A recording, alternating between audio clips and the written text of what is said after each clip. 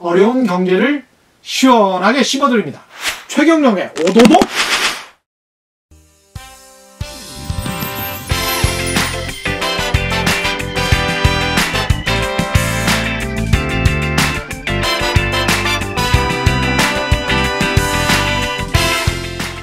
최경영, 가볍지 않습니다. 웬만해선 흔들리지 않습니다.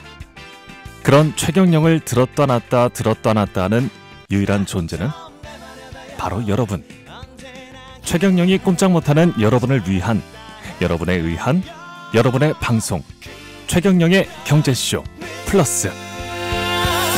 내 맘을 줬다 놨다 내 맘을 줬다 놨다. 네, 안녕하십니까. 진실탐사 엔터테이너 최경영입니다. 주말에는 세상의 이익이 따따블로 되는 최경영의 경제쇼 플러스 시작하겠습니다. 오늘 경제쇼 플러스 주제는 노후 준비 관점에서 본 동학 개미 투자입니다. 아주 흥미로울 것 같습니다. 네. 노후라고 생각하면 뭐 안정적인 돈 관리, 그다음에 뭐 사람 관계 이 정도만 생각나는데 네. 동학 개미 투자와 노후 관리 이게 어떤 연관이 있는지 전문가 모시고 이야기 나눠보겠습니다. 일단 2주 만에 뵙는 분이죠. 네. 최경영의 경제쇼 플러스 든든한 제 짝꿍입니다. 네. 오윤혜 씨 나와 계시고요. 안녕하세요. 네, 여러분 건강하세요. 예. 네. 그리고 노후 대비라면 무조건 이분입니다. 예. 트러스턴 자산운용 연금포럼의 강창희 대표님 모셨습니다. 안녕하십니까? 네, 안녕하세요. 예. 대표님 사실은 뭐 KBS 아침마당에는 굉장히 많이 나오셨던 분이고. 아, 정말요? 예, 유명하신 분이에요. 이쪽 분야에서는 최고봉. 아, 노후랑 은퇴 준비의 전문가신 거예요? 예, 제일 오래 아마 하셨죠. 예. 관련돼서. 제가 이런 그 투자 교육, 노후 설계 교육을 시작한 거는 한 뭐 20년 가까이 됩니다. 그러셨죠? 네, 네. 예. 이제 이 업계에 한 48년째 일을 하고 있는데. 네, 이 분야 1세대시라고 볼 수 있어요. 저 73년에 입문해가지고 예. 예, 오늘 2001년이니까 21년이니까.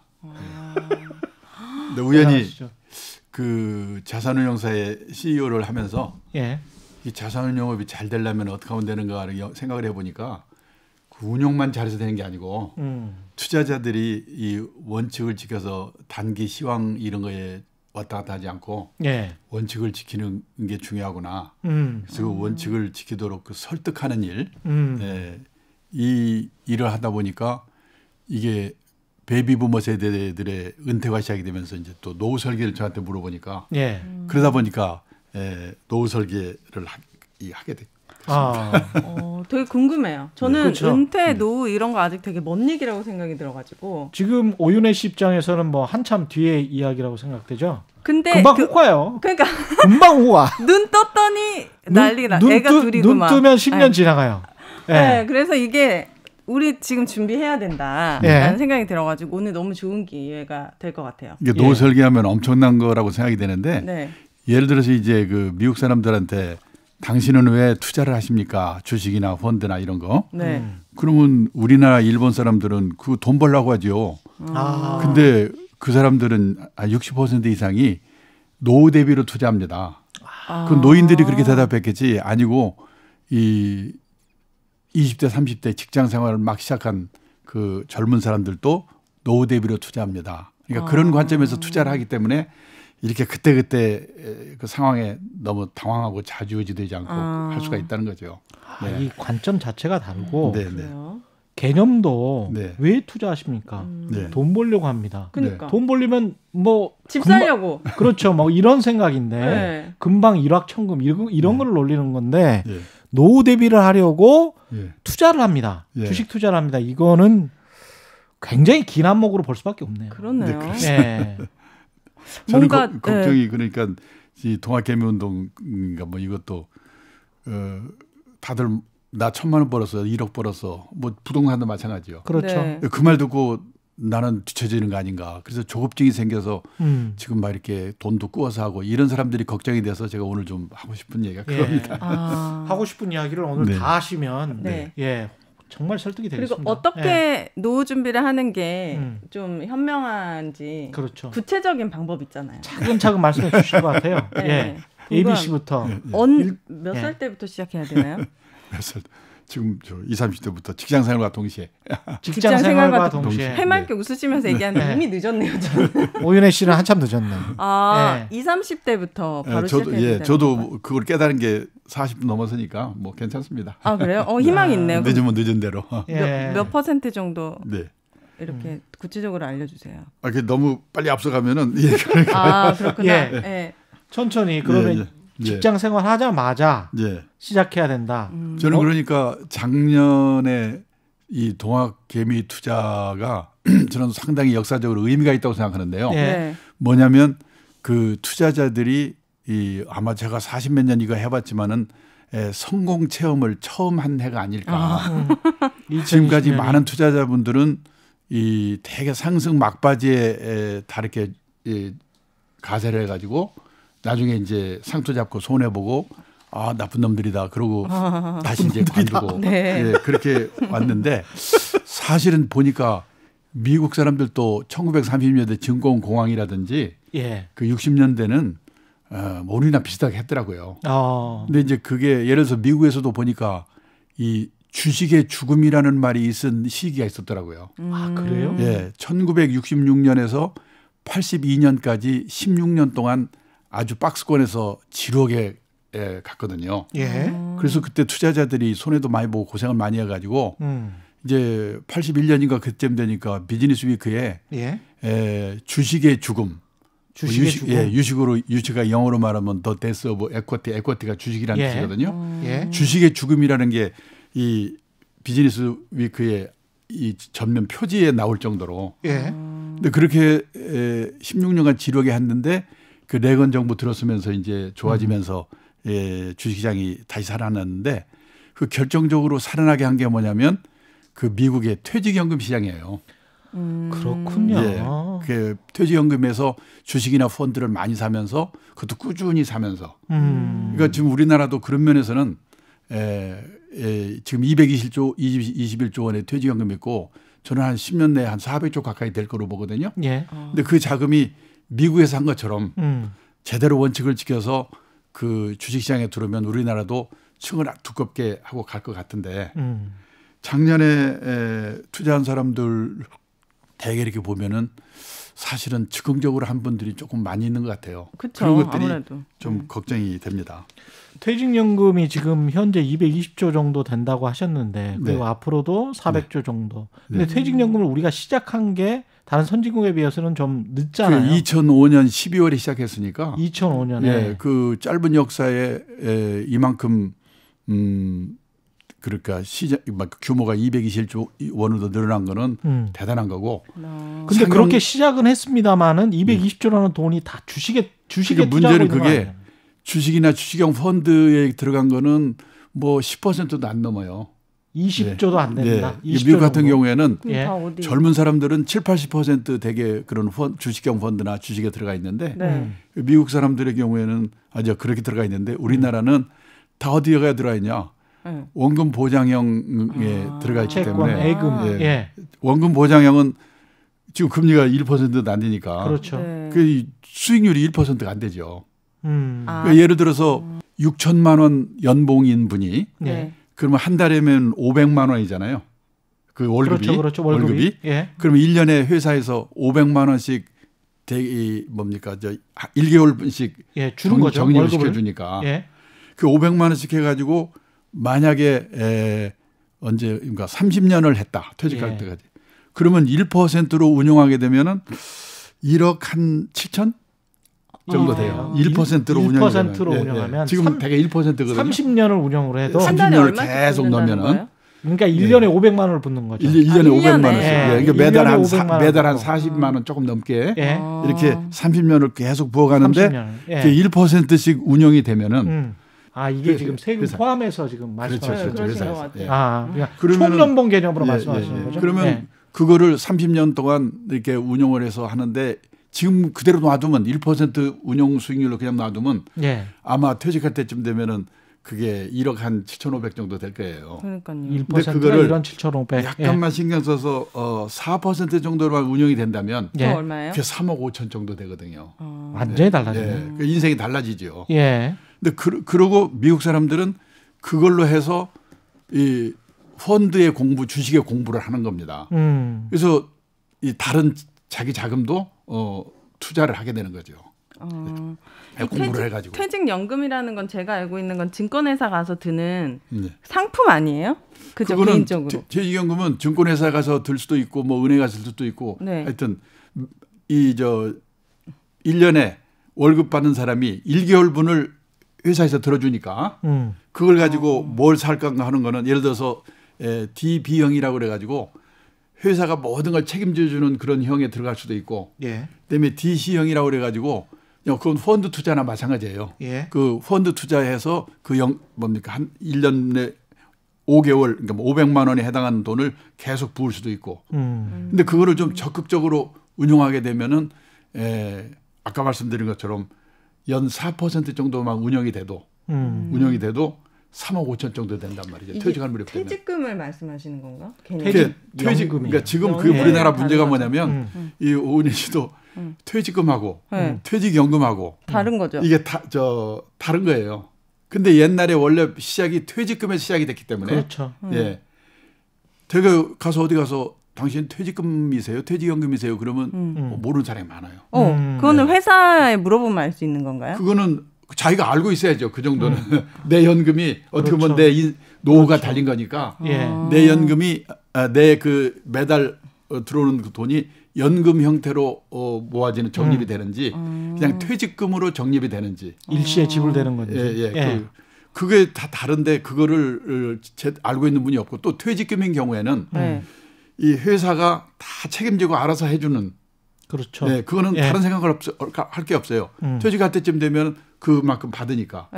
근데 지금 대세는 대부분이 퇴직연금 중에서도 DC형이라고 그래서 그 가입자들이 운용을 잘하게 되면은 수익을 많이 내고 운용을 못하게 되면 오히려 자기 낸 것보다도 못 받게 되고 그게 대세로 가고 있는데 그거에 대해서 알고 있는 분이 또 거의 없어요. 그럼 저는 궁금한 게 다시 한 번만 명확하게 설명을 해주세요. 그러니까 회사에 있는 건가?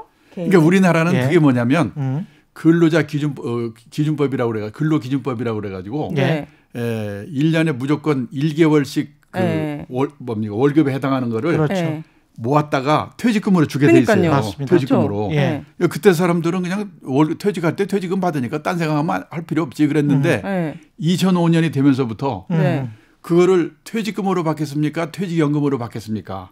선택할 수 있게 된 거예요? 선택하게 돼 있어요. 그렇죠. 그러면 선택을 하게 되면은 또 그중에 또 두 가지가 선택하게 돼 있어요. DB형. 그냥 연금이지만 운용을 다 회사에서 책임주는 그 형태를 하겠습니까? DC형. 그거는 DC형은 뭐냐면 결국 펀드에서 투자하는 거게 돼요. 그래서 자기가 선택을 잘하면 수익을 많이 내고 선택을 못하게 되면 자기 낸 것만큼 못 받게 되고. 근데 그 선택을 하게 돼 있는데 그 선택을 책임져주는 DC형으로 선택을 해놓고 관심도 안 갖고 그냥 놔두면 1년에 1% 운용밖에 안 되는 거죠. 지금 퇴직연금으로 선택한 직장인들이 대부분이죠. 지금 현재로는요. 퇴직연금으로 선택한 분들이 거의 뭐 대부분이라고 봐야 돼요. 그렇죠. 퇴직금은 이제 거의 사라진 제도라고 봐야 되죠. 사라진 제도라고 봐야 돼요. 그러니까 아직도 그 제도가 있는 회사가 있기는 있지만은 뭐 머지않아서 그런 제도는 뭐 0% 될 겁니다. 그러니까 속으로 지금 막 듣다가 이런 생각하시는 분들도 있을 거 아니에요. 뭘 우리 회사는 혹시 나한테 퇴직금도 주고 퇴직연금도 주는 거 아닌가? 그럴 리는 없잖아요. 두 개나 주는 건가? 뭐 이렇게 생각하시는 분이 있을 것 같은데. 제가 어느 방송에 출연해가지고 그 어나운서 MC 분에게 MC 분은 그 퇴직연금이에요, 퇴직금이에요. 모르겠는데요. 또 퇴직연금 있는 분한테는 DB형이에요, DC형이에요. 모르겠는데요. 왜냐하면 그 연봉 협상이나 회사를 할 때 그런 걸 선택할 수 있는 그런 안내가 없던데. 그래서 그거는 그 DB형으로 뭐 퇴직연금으로 할지 퇴직금으로 할지 퇴직금 옛날에는 퇴직금이었으니까 퇴직연금 제도로 할지 그것도 노조하고 협상을 해야 돼요. 맞습니다. 그래서 도입을 해요. 그러면 도입할 때 DB형으로 할지 책임져주는 DC형으로 할지 그것도 또 이제 협상을 해야 돼요. 예. 그런데 지금 대부분의 신규로 이제 도입하는 회사들은 예. 거의 다 DC형 그러니까 각자가 책임지는 투자자 입장 뭡니까? 종업원 입장을 볼 때는 펀드 투자하는 거와 똑같아요. 그렇죠. 월급 받아서. 각자가 책임지는 거예요. 각자가 책임지는 월급 받아서 펀드 투자하는 거와 똑같아요. 그러니까 오윤혜 씨가 네. A라는 회사에 들어갔어요. 네. A라는 회사가 책임져주고 이 퇴직금을 운용하는 방식이 DB형이고 네. A라는 회사에 들어간 오윤혜 씨 스스로가 선택을 하는 거죠. 펀드를. 네. 그게 DC형이에요. 그래요. 예. 멘붕이네요. 어쨌든. 근데 그거 내 퇴직금을 그럼 계속 들여다보면서 관리를 할 수 있는 시스템이에요? 그렇죠. 관리 DC형 보이죠. 보여요? 네. 인터넷 앱 깔고 그냥 다 보여요. 지금 우리나라 그 DC형에 가입을 해놓고 네. 자기가 갖고 있는 포트폴리오라고 그러는데 내 퇴직연금 쌓일 거 아니에요. 네. 쌓인 거가 어디에 펀드에 어느 펀드에 들어가 있고 뭐 예금에 들어가 있고 이거를 알고 있는 사람이 거의 없을 것 같은데 10% 정도밖에 안 돼요. 그렇지. 예. 자기 귀중한 노후가 달려 있는데 그거를 그래도 몇 달에 한 번 정도는 들여다봐야 되는데 그걸 들여다보는 사람이 그게 10%밖에 안 된다는 거예요. 저는 진짜 옛날 사람인가? 그냥 월급의 10%가 퇴직금으로 되니까? 오윤혜 씨는 네. 월급을 받으십니까? 네. 그는 무슨 일을 하고 나서 그 대가를 받으십니까? 저희 남편이 이제 월급을 받죠. 그렇구나. 네. 그렇구나. 예. 그러면 이제 거기에 10%가 당연히 퇴직금으로 쌓여서 이제 거기 회사를 나오면은 그 회사를 일하는 연도만큼, 네. 연 횟수만큼 그냥 월급이 곱해져서 나오겠지. 이렇게 알고 있었지. 이렇게 운용이 된다는 건 처음 들었어요. 그 회사가 아직도 퇴직금 제도로 그냥 있는지 퇴직연금 제도를 도입했는지 그것도 물어봐야 되고 퇴직연금이면 그냥 신경 안 써도 될 만큼 DB형이라고 그러는데 회사가 책임지고 다 얼마씩 주는 건지 DC형인지 그리고 DC형은 자기가 선택을 하는 거에 따라서 잘 될 수도 있고 못 될 수 있는데 어느 것인지 그러니까요. 그거를 꼭 알고 있어야 돼요. 근데 사모님이 그걸 모르신다는 거는 몰라요. 네. 이게 지금 DC형을 선택한 분들, 그러니까 각자가 어떤 펀드나 어떤 예금을 선택을 한 것이겠죠. DC형을 한 분들은 그것이 선택해서 무슨 펀드도 들어가고 그냥 그대로 예금으로만 넣어둘 수도 있고 그렇게 하는데 그거를 자기가 선택을 잘해서 하게 되면 아까 말씀드린 것처럼 달라지니까 2배가 30년 후에 퇴직할 때는 한 달에 그러니까 1년에 500만 원씩 넣는데 30년 후에 1%로 그냥 예금에 넣어둬서 그대로 가만히 있었기 때문에 한 사람은 1억 한 7천 정도 받는데 4%만 돼도 조금 잘해서 1년에 4% 정도로만 운용이 됐어도 3억 5천 정도 받는다. 3억 5천이 된다. 인생이 2억 원 차이가 난다. 배 차이가 나죠. 인생이 달라지는 거죠. 근데 이렇게 자유롭게 선택을 지금 가령 주식처럼 있잖아요. 나는 오늘 사서 오늘 팔 수도 있지 않습니까? 주식은. 이런 DC형을 가입하신 분들 같은 경우도 A 펀드를 들었다가 내일 이거 아닌 것 같아. 그러면 B 펀드로 바꿀 수 있어요. 네. 얼마든지. 자유롭게 왔다 갔다 하는 거니까. 바꿀 수가 있어요. 굉장히 신경을 많이 써야 되네 그러면. 그렇네요. 근데 그러니까 그게 되게 보면은 이 포트폴리오 그 회사에서 이렇게 하세요. 이렇게 좀 많이 포트폴리오 짜줘요. 근데 그걸 보고 하는데 그냥 무관심하고 놔두면 회사도 그걸 손해 보게 만들면 나중에 회사가 책임을 돌아오니까 종업원들이 신경을 안 쓰고 있으면은 그냥 원금 안 깨먹는 원금 보장액에 다 집어넣어 버린단 말이죠. 당연히 그렇죠. 그래서 지금 그래서 90% 사람들이 신경도 안 쓰고 회사는 또 신경 안 쓰는 사람들한테 뭐라고 할 것도 없으니까 책임지기는 싫고 그러니까 그냥 90%가 다 원금 보장액에 들어갔는데 우리나라에서 원금 보장이 되려면 예금이나 예금에 준하는 상품 아니면 안 되잖아요. 그렇죠. 그러니까 수익이 날 수가 없는 거죠. 그렇죠. 수익을 바라지도 않았던 것 같아요. 사실 퇴직금 부분에 있어서. 근데 왜 그렇게 되냐면 미국의 경우에는 회사 들어가면서부터 그거에 관심을 쓰는 거예요. 그래서 앞으로 인생이 내 퇴직연금에 엄청나게 내 인생을 좌우한다는 생각을 갖고 있기 때문에 신경을 쓰는데 적극적으로 하는구나. 우리나라의 경우에는 원래 퇴직금 제도였던 것을 퇴직연금으로 바꿔놨기 때문에 사람들이 신경을 안 써요. 더더군다나 10년, 20년, 30년 후의 일이기 때문에. 이게 어떻게 보면 비정규직이 많아지고 네. 언제 또 해고되거나 잘릴지 모르는 그런 사람들이 많아서 네. 그런 사람들 같은 경우는 퇴직연금을 신경 쓸 수가 없잖아요. 그렇죠. 그거는 그냥 아니요. 근데 그런 분들은 예. 결국은 이 회사에서 퇴직연금에 도입해가지고 가입해가지고 됐잖아요. 옮기게 되면 그대로 다른 직장으로 갖고 갈 수가 있어요. 아, 그 연금, 네. 그 네. 포트폴리오 그대로? 네, 갖고 갈 수가 있어요. 네. 아, 그렇게 되는 네. 거군요. 신경을 안 쓰니까 그렇지. 예. 네. 대개 사람들은 내일 모레는 신경 쓰지만 30년 후의 일은 신경 안 쓰잖아요. 신경 안 쓰죠. 네. 근데 그것이 엄청나게 자기 노후를 좌우한다는 걸 모르는 거죠. 그러니까 지금 미국 사람들이 왜 투자하십니까? 이렇게 물어보면 노후 준비를 합니다라는 대답이 나오는 이유가 그래서 나오는 거죠. 그러니까 우리나라는 퇴직금 제도, 신경 안 써도 되는 퇴직금 제도에 있다가 예. 이 퇴직연금 제도로 바꿨는데 그것도 처음에는 대부분 회사가 책임져주는 DB형에 들어가 있다가 예. 이제 점점점 DC형으로 바꾸고 있거든요. 예. 그러고 있는데 회사도 그런 거에 대해서 교육을 잘 안 시켜줬어요.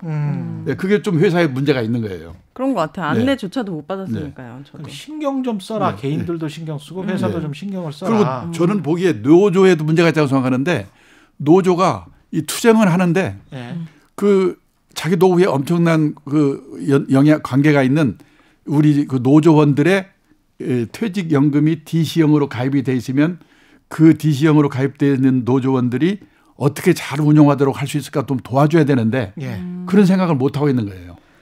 네. 근데 여기서 좀 드는 궁금증이 네. 지금 말씀 들어보니까 한 220조 정도의 퇴직연금 시장에서 200조 정도가 잠자고 있는 겁니다. 사실상. 왜냐하면 그냥 예금하고 있는 거니까. 200조 정도가 잠자고 있는데 이 사람들의 심리로 봤을 때 그러니까 좀 보수적인 거죠. 많이 완고하게 보수적인 건데 아, 내가 이제 그 시장이랄지 수익률은 컨트롤할 수가 없는 변수잖아요. 근데 퇴직금은 내가 직장을 잃었을 때 마지막 안전판 같은 거란 말이죠. 그래서 30년 후에 1억 7천이라도 지키는 것이 3억 5천이 될 수도 있지만 1억 원이 될 수도 있는 거잖아요. 그런데 예를 들어서 이제 같은 직장인이 그 세제 혜택을 받기 때문에 연금 저축이라는 걸 도입을 하거든요. 받거든요. 그럼 세제 혜택도 받으면서 하기 때문에 그런데 그거는 보면 적극적으로 운영을 하더라고요.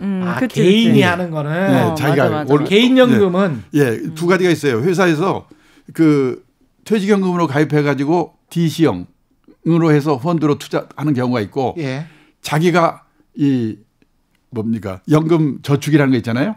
그거로 펀드로 가입하는 사람이 있어요. 근데 그 사람들은 펀드 투자라는 생각이 있기 때문에 적극적으로 해요. 그거에 대해서는 그것만 내 돈이라고 생각하는구나. 그런 것 같아요. 내 돈이 아니라 내 노후에 관계 있다고 생각하는 거죠. 왜냐하면 회사에 꼬치꼬치 물어보는 것도 약간 내 퇴직연금이 어떻게 운영되고 이걸 내가 보고 싶습니다. 아니 그건 DB형이고 DC형은 회사에 물어볼 필요도 없어요. 근데 뭐가 차이가 나냐면 우리나라는 회사에 입사를 할 때 이 회사는 퇴직연금 제도가 도입이 되어 있습니까를 알아보는 직장인은 하나도 없어요. 우선 취직하는 게 제일 중요한 거지. 그치. 감사합니다. 그러면 취직하는 순간 퇴직연금을 어떻게 물어봐요? 그렇고 감사합니다. 다 도입이 되어 있는 거니까. 그다음에 그거에 대해서 그때부터 관심을 가지고 어디에 운용하고 이런 걸 신경을 써요. 그게 뭐냐면 그 금융교육을 받았느냐 안 받았느냐의 차이가 있는 거죠. 투자 교육을. 들었으니까요, 저도. 거기다 돈에 대해서 약간 좀 저하는 마음이 있잖아요. 그쵸. 우리가 계약서를 쓸 때 외국인들은 야 얼마 줄 거야 이거부터 물어보잖아요. 근데 뭐 야 얼마를 주시든지 뭐 제 역할을 열심히? 충실히 하고 뭐 우리는 이렇게 나간단 말이지. 그런 상황에서 무슨 그러니까 얼마 줄 거냐는 물어보지 않는다고 하더라도 주시는 것 중에서 제 요구에 관계되는 것은 어떻게 합니다. 물론 이거는 저는 회사에서도 교육을 시켜야 됐었다고 생각하는데 미국 경우에는 회사 들어가면 그 회사의 퇴직연금 제도가 도입이 돼 있는지 그리고 우리나라는요. 근로기준법에 의해서 1년 내 한 달분을 무조건 주게 돼 있어요. 그렇죠. 근데 일본만 가도 그런 제도 없어요. 그러니까 저도 당연히 거기도 있는 줄 알았는데 그러니까 거기는 없고 또 퇴직연금 제도가 있는데 퇴직금 제도가 있는데 그것을 연금 형태 퇴직금으로 일시불로 주느냐 이게 퇴직연금으로 해가지고 퇴직할 때 주느냐 퇴직연금 중에서도 무조건 회사가 책임지고 알아서 운용해주는 DB형이냐 아니면 내가 신경 써가지고 내가 선택을 잘하면 아까 말한 대로 2배 차이가 날 수 있고. 근데 이걸 그렇다는 거를 알고 있어야 되는데 그런 교육을 안 받았기 때문에. 근데 이걸 회사가 준다는 개념이 아니라 제가 받는 월급에서 10%를 떼고 저한테 주는 거잖아요. 그렇죠. 그거를 대신 모아주는 거잖아요. 그게 아니고요. 원래 이 법의 취지가 뭐였냐면 퇴직금을 회사가 부도가 나거나 파산했을 경우에 특히 중소기업들이 퇴직금 충당분이 있거든요. 그러면 회사 자산에서 재무제표에서 퇴직금 충당을 10%씩 그렇게 해가지고 따박따박 넣어놨어야 돼요. 넣어놔야 되는데 그걸 회사 돈으로 유용해서 써버린 거예요. 그래서 나중에 노동자들이 회사가 완전히 파산이 됐어. 파산이 됐는데 자기 직원들에게 퇴직금을 줄 돈이 없는 회사도 있어요. 그런 상황을 한 수십 년 거친 거예요, 사실은. 중소기업들 파산했을 때 70년대, 80년대, 90년대 그런 일이 굉장히 많았습니다. 그러니까 이거를 법적으로 무조건 충당을 해. 대신에 DB형이나 DC형처럼 외국이 하는 퇴직연금으로 해서 아주 투명하게 관리를 해. 이런 제도로 바뀐 그래서 그거를 겁니다. 정립을 회사 밖에다가 정립하게 돼 있어요. 그렇죠. 회사가 어떻게 되든 간에 혹시 회사가 도산을 해도 받을 수 있도록. 근데 그렇게 가면서부터는 이제 중요한 게 뭐냐면 회사가 그거를 다 책임지고 해주는 DB형으로 가입하시겠습니까? 아니면 당신이 운영을 잘해서 수익을 많이 낼 수도 있고 못 낼 수도 있고 하는데 하시겠습니까? 이런 걸 잘 선택을 해서 그다음에 그걸 도와줘야 되는데 회사 측에서도 그런 거에 대해서 별로 신경을 안 쓰고 있고 그다음에 이 종업원들도 20년, 30년 후의 일이기 때문에 신경을 안 쓰고 있고 뭐 그런 상황이 있어요. 근데 퇴직연금은 이제 충분히 이야기를 한 것 같고 퇴직연금 말고 안전한 노후 관리. 직장을 또 이렇게 비정규직이신 분들도 있으니까 그렇죠. 이런 개인적으로 드는 연금펀드 이런 거 말고 혹시 지금 비정규직도 다 앞으로 도입하게 돼 있어요.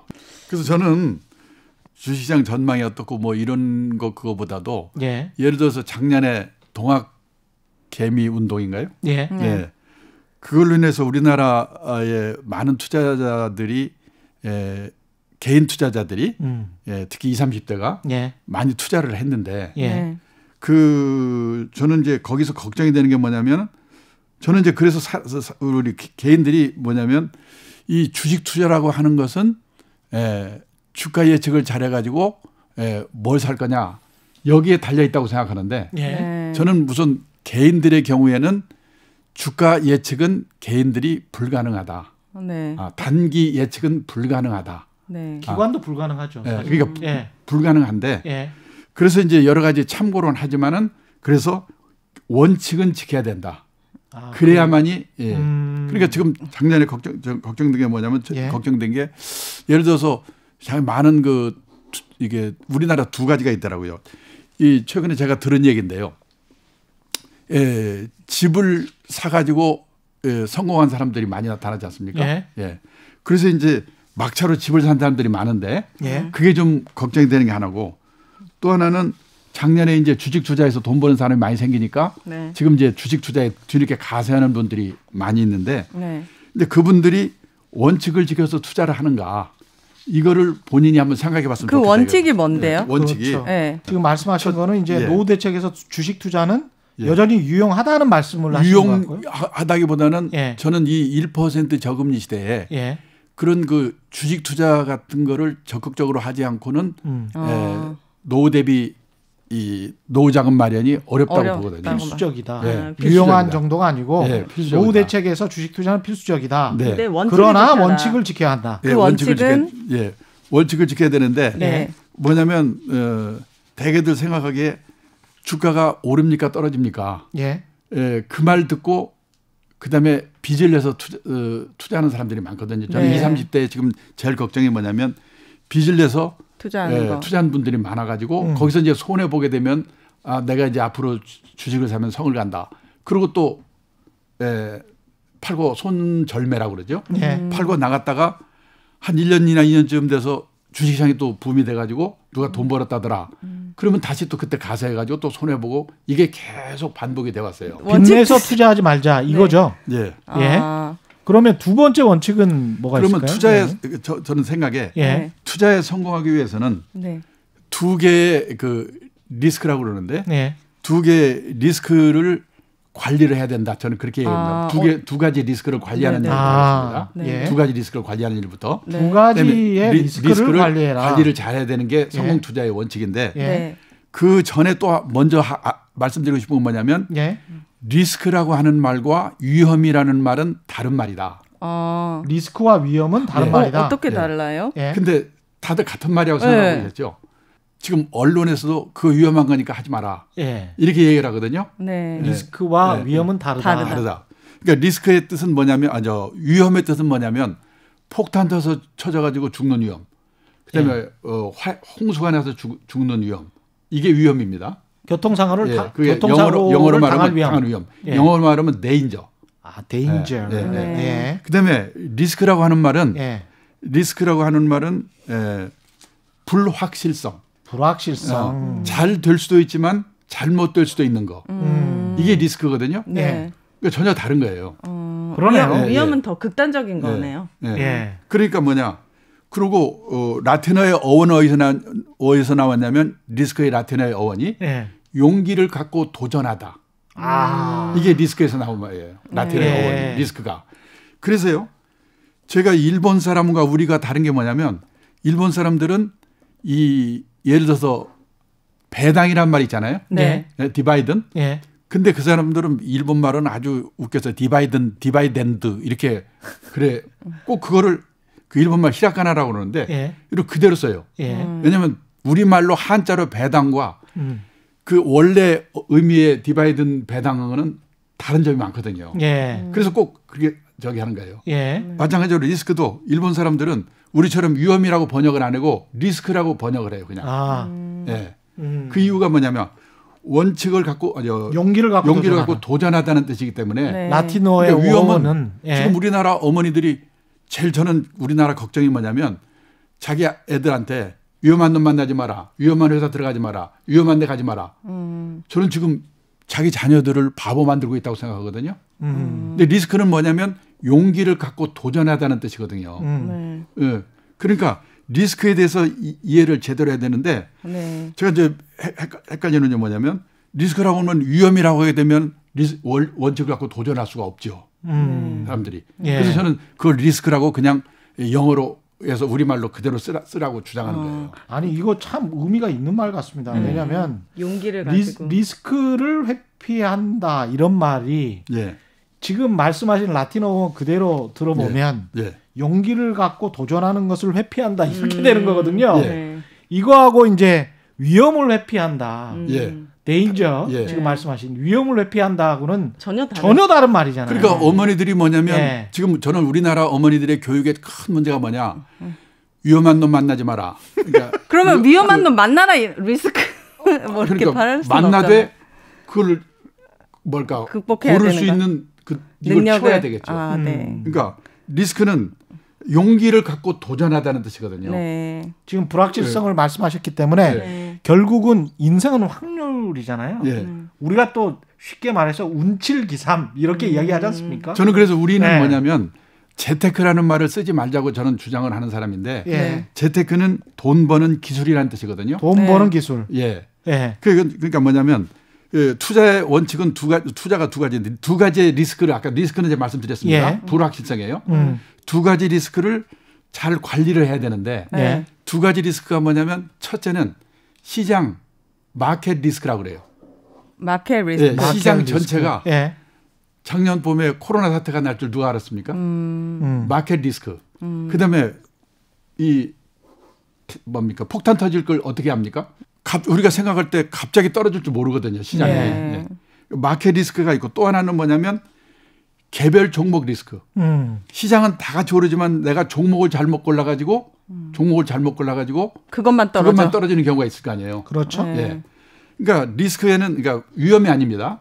리스크에는 두 가지가 있는데 마켓 리스크와 개별 종목 리스크가 있다 이거죠. 근데 마켓 리스크는 작년 같은 그런 사태가 언제 올지, 뭐 태풍이 언제 올지, 그다음에 9.11 테러 사태가 언제 올지 그건 모르죠. 그래서 마켓 리스크는 뭡니까? 예측을 할 수가 없어요. 예측을 할 수가 없어요. 개인도 누구도 예측할 수 없는 상황. 근데요.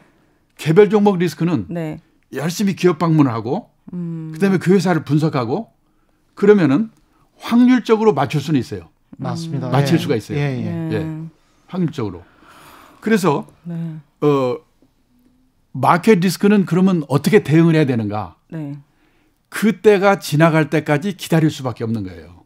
존버. 그때가 지나갈 때까지 기다릴 수밖에 없는 거예요. 기다리는 거. 그래서 장기 투자하라, 장기 투자를 하는 거는 우리가 생각할 때는 장기 투자하면은 뭐 또 그 말이야? 그럼 그게 아니고 언제 그 마켓 리스크가 생길지 모르니까 그때가 지나갈 때까지 기다릴 수밖에 없는 거예요. 네. 아무도 예측할 수 없으니까. 개별 종목 리스크는 열심히 기업 탐방을 하고 분석을 하고 그렇게 해가지고 그 골라내는 게 이제 그걸 대응하는 방법인데 대신 그 마켓 리스크는 그걸 할 수가 없으니까 결국 어떻게 해야 되냐. 장기로 투자를 하는 방법밖에 없고 그때가 지나갈 때를 기다려야 되니까.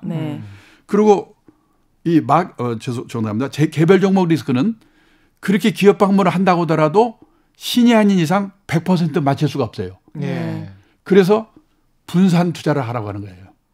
그럼 분산 투자하고 장기 투자 이 두 가지를 그러니까 분산 투자를 하라고 그러면은 또 그 말이냐 그러는데 또 그 말이 되게 예를 들어서 10개를 종목을 골랐는데 3개만 맞히면 일단 성공했다고 생각하는 거예요. 그래서 분산 투자를 하라고 하는 거예요. 근데 분산에는 두 가지가 있는데 이 종목을 분산하는 것과 이 시간을 분산하는 게 있어요. 시간. 예를 들어서 이번 달에도 좀 사고 다음 달에도 좀 사고 그것이 적립식 투자잖아요. 적립 투자. 그러니까 무슨 말이냐? 이 개별 종목 그 리스크를 이렇게 방어하는 방법은 열심히 기업 방문을 해가지고 좋은 종목을 고르는데 신이 아닌 이상 100% 맞힐 수가 없으니까 타이밍 맞출 수가 없죠. 맞출 수가 없으니까 한 10종목 골라서 3, 4종목 성공하면 돼. 그래서 포트폴리오를 짠다고 하는 게 그래서 짜는 거예요. 그다음에 여기까지 말씀을 좀 듣고요. 제가 약간 좀 정리를 해야 될 것 같습니다. 지금 말씀하시는 거를 들으니까 이 리스크를 불확실성으로 번역을 하는 게 아주 명확해지네요. 그렇게 되면 시장 리스크라고 말하는 것보다는 시장의 불확실성을 우리가 완벽하게 측정할 수는 없으니 종목의 그러나 시장도 불확실하고 종목도 불확실하다. 시장도 리스크가 있고 종목도 리스크가 있다. 둘 다 불확실하지만 그럼에도 불구하고 개별 종목에 집중을 하면 개별 종목의 불확실성은 줄일 수가 있다. 그렇죠. 그래서 그걸 적극적으로 극적으로 줄일 수 있는 방법은 분산 투자를 해야 되고 종목 포트폴리오를 해야 되고 그다음에 시간 포트폴리오를 해야 된다. 시간을 스프레드. 이렇게 쫙 뿌려놓는 거죠. 그러니까 오늘도 사고 모레도 사고 다음 달도 사고 2년 후에도 사고 10년 후에도 사고 이게 이제 스프레드의 개념이거든요. 제가 전에 이제 초년병 때 세계적인 그 펀드 매니저한테 당신네 펀드를 운영하는 펀드 매니저인데 당신네 회사는 어떻게 운영을 하십니까? 그랬더니 뭐라고 그러냐면은 두 가지 지금 말씀드린 대로 그 두 가지 리스크 시장 리스크와 개별 종목 리스크가 있는데 그 시장 리스크는 예측을 할 수가 없다. 그래서 장기로 해야 되고 개별 종목 리스크는 여러 종목에 투자를 해가지고 분산을 시키고 오늘도 사고 한 달 후에도 사고 해서 분산을 시킨다. 그런데 어느 종목을 이번에 내가 좋다고 생각하고 샀는데 6개월 지나서 보니까 내가 잘못 선택했구나. 착각했구나. 그래서 이제 아까 말씀드린 것처럼 그때가 지나갈 때까지 장기 투자를 한다고 그러니까 아주 내용도 없는 불량 주식을 그냥 10년, 100년 갖고 있으면 장기 투자냐? 그건 아니란 말이죠. 왜 그러냐면 지금 말씀드린 대로 장기로 투자할 생각으로 했는데 신이 아닌 이상 100% 맞힐 수가 없으니까 6개월, 1년 지났더니 선택을 잘못했구나. 네, 그럼 빨리 팔아야죠. 손절. 10,000원에 산 거가 5,000원이 됐더라도 미련 없이 손절매를 하는 거예요. 그래야죠. 그러면 6개월에 팔았으니까 장기 투자가 아니지 않느냐? 예. 아니, 그거는 장기 투자의 원칙에 반하지 않는 거예요. 내가 판단을 잘못됐다고 생각하면 미련 없이 팔아요. 그렇습니다. 그런데 우리나라의 투자가들의 대부분들은 보면은 이제 장기 투자하기 위해서 샀어요. 예. 그런데 6개월이 지나도 안 올라. 근데 내용이 불량해. 그래도 그냥 계속 갖고 있는 거예요. 그러니까 예를 들어 투자해가지고 이익 본 거는 오히려 팔아버리고 예. 손해 본 거는 계속 갖고 있어요. 그리고 장기 투자했는데 안 된다고 그러는 거예요.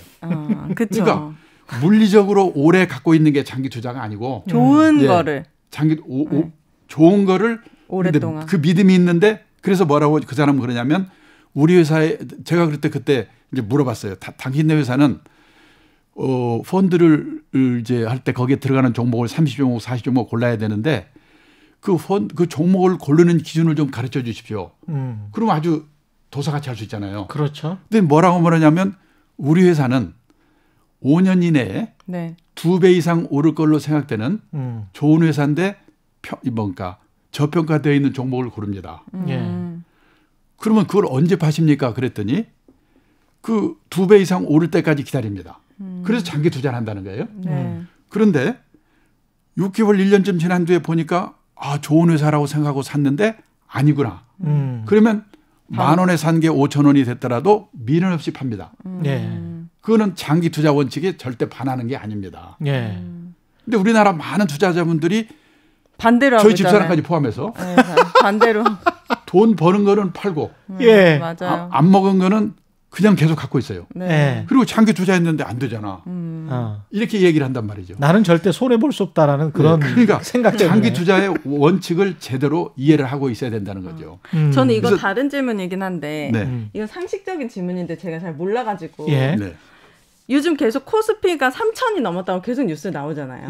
이 코스피의 지수가 저는 궁금하거든요. 이게 3,000이 돈이 많이 모였다는 지수인 건지 아까 막 2,000 지수, 막 2,700 이게 올라갈수록 뭐가 달라지길래 그렇게 이게 의미 있다고 뉴스에서 난리를 치는지. 저는 예를 들어서요. 우리나라의 그 코스피라는 그 지수는 1980년에 1월 4일 날 주가를 100으로 보고 그러니까 80년대에 비해서 지금 그러니까 그때 100으로 본 것이 지금 3,000이 됐으니까 30배니까. 그때 비해서 30배가 오른 거죠. 그러니까 이 지수가 뭘 뜻하냐고요. 지수라는 게 코스피에 등록된 그러니까 상장된 기업들의 시가총액을 인덱스화 시킨 거예요. 지수화 시킨 거예요. 지금 말씀드린 대로 1980년 1월 4일에 그 코스피 종목들의 몇 개 종목이 있어요. 주가 지수를 산출하는 종목이 제가 지금 몇 개 종목인지는 잊었는데 200개 종목이라고 가정해요. 그러면 200개 종목에 80년 1월 1일에 그 평균 가격 1월 4일에 하고 지금 가격하고 비교해서 지금이 그러니까는 그때 100원 했던 거가 지금 주가 지수가 3,000이니까 30배 올랐다는 얘기니까 100원 했던 게 지금 얼마래? 그럼 30만 원이 됐다는 얘기죠. 그만큼 가치가 많이 올라갔다는 뜻이에요. 그렇죠. 주가가 올랐다는 얘기죠. 가장 중요한 거는 그러니까 이게 액면 분할을 했었을 수도 있고 뭐 여러 가지 상황이 있으니까. 물론 예를 들어서 도중에 어느 종목은 도산했거나 그래서 그 종목을 빼고 도중에 그 대상 산출하는 종목을 또 바꿀 수도 있고. 아까 빚 이야기는 뭐 아주 뭐 정답을 말씀하셨습니다만 그럼에도 불구하고 돈이 없는 사람들 입장에서 특히 청년 세대나 이런 사람들 입장에서는 돈이 없는데 돈이 없는데 빚내서 투자하지 말라고 하는 거는 투자를 하지 말라는 거 아닌가? 뭐 이렇게 생각할 수도 있잖아요. 근데요. 그래서 저는 뭐냐면 그 청년 세대들이 예를 들어서 돈이 없으니까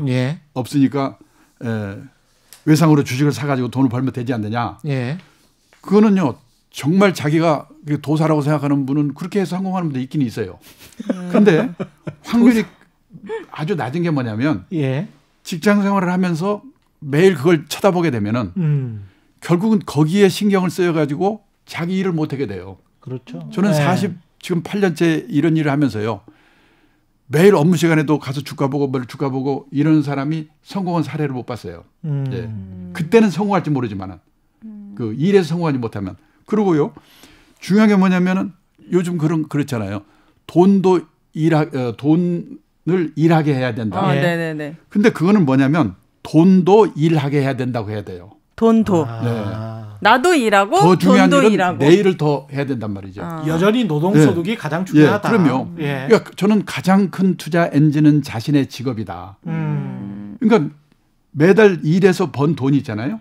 일해서 번 돈 그리고 보너스.